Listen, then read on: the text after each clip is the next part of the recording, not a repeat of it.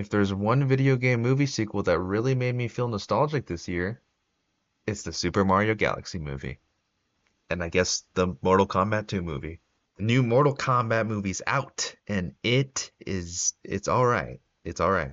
It's definitely better than the first movie, right?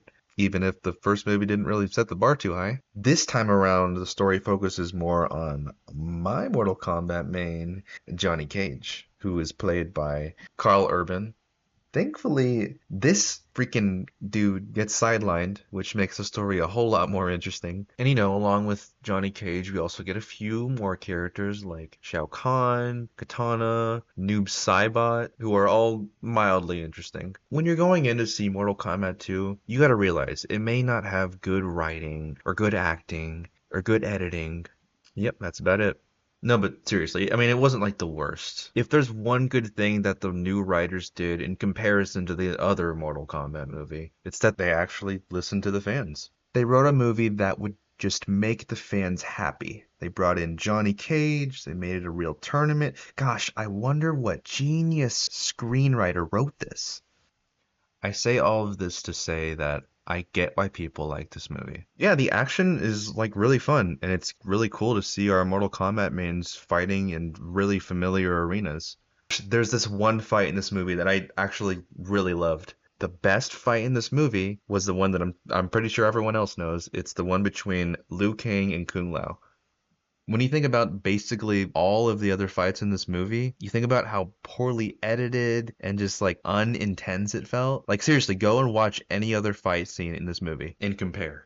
If you haven't seen it yet, this is basically how all of the other fight scenes feel. And then, like, on top of the bad editing, the fight scenes just lacked any stakes. Like, tell me with a straight face that every fight in this movie, other than the Liu Kang and Kung Lao fight, wasn't, like, predictable. Like, you didn't know who was gonna win.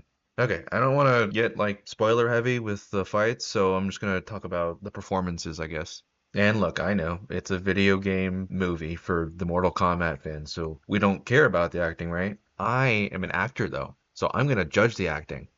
So first off, let's talk about those accents, huh? So for some reason, Shao Kahn and Baraka have these like really strong Australian and British accents, which is like okay.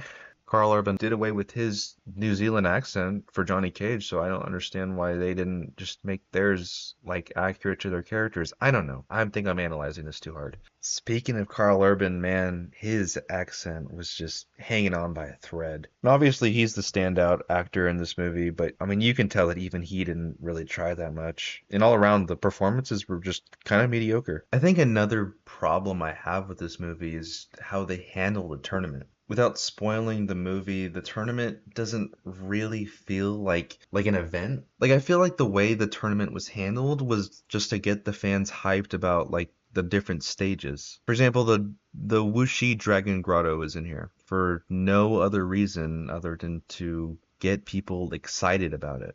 I mean, the writer of the movie just kind of made up his own rules for this one, it feels like. I also want to touch on the characters. So Mortal Kombat is very famous for having way too many characters on the roster. I mean, they had to restart the entire franchise because of it. And this movie continues that trend of feeling kind of bloated. Johnny Cage is the most entertaining character here, but he feels kind of underutilized. Honestly, the whole Earthrealm team felt underutilized. I'm not going to say who, but someone on the Earthrealm team is literally laying down for half of this movie. And instead of Johnny Cage, it kind of puts its main focus on Katana, who's, I mean, her story is okay. I mean, it's more entertaining than whatever the last movie was, but it's not bad. It's just alright. And the amount of Scorpion in this movie is just, once again, not enough. Like, I get that the actor for Scorpion is really expensive, but like, come on.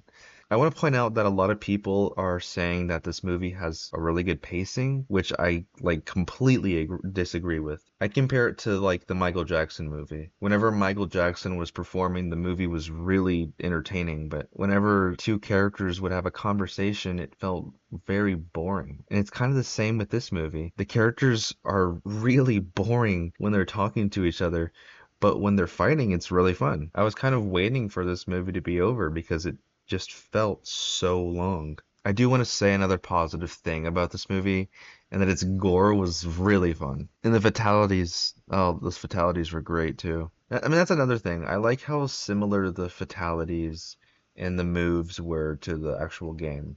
And I think at the end of the day, the people who are going to see this movie are the fans. And what do the fans want? They want gore. And the choreography was really good for the most part. I think my issue is with video game movies like this is that the market for movies is becoming too focused on like remakes and sequels of famous video games. And in these movies, they like play up the nostalgia baiting and fan service so that all of the fans will just go crazy for it. But these types of movies just they lack substance. If I had to watch this movie, I'd say to watch it in a theater filled with other Mortal Kombat fans because it is honestly much more enjoyable when your brain is turned off with people who also like Mortal Kombat.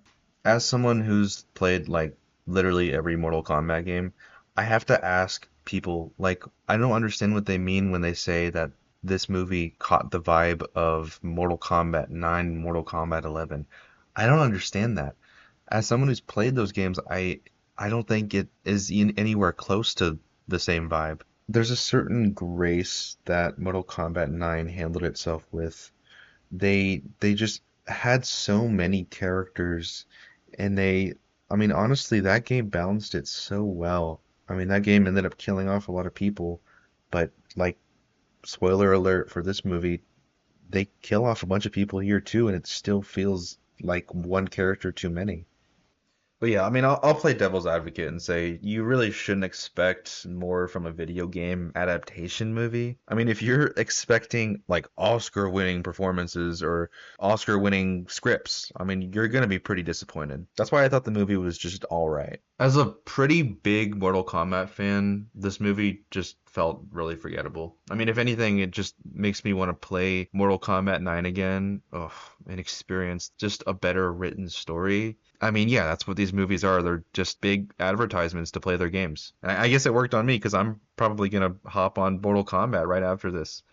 I think to sort of sum up my point is that, like, whether or not you care about the writing and whether you care about the gore and the action is what's gonna really decide how you enjoy this movie. So take with that what you will. Anyways, if you like this movie, that's great. I'm happy for you. And at least it's getting all those Raiden mains out of their little caves. But yeah, if I had to give this like a score out of 10, I'd give it a 5. Not bad, definitely not good. Let me know what you guys think about this movie in the comments. Please consider liking and subscribing and check back here tomorrow for even more content. See y'all later.